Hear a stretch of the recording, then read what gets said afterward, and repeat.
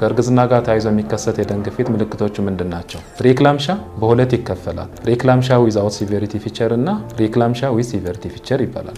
ፕሪክላምሻ ዊዛውት ሲቪሪቲ ፊቸር ማለት ቀለል ያለ ከእርግዝና ጋር ተያይዞ የሚከሰት የደም ግፊት ሲሆን ይኸውም መገለጫው የደም ግፊት የላይኛው ልኬት 140 እና ከዛ በላይ ከሆነ የታችኛው ደግሞ 90 እና ከዛ በላይ ከሆነ በተጨማሪም በሽንት ላይ ፕሮቲን ሲገኝ ይኸው ፕሪክላምሻ ዊዛውት ሲቪሪቲ ፊቸር ይባላል።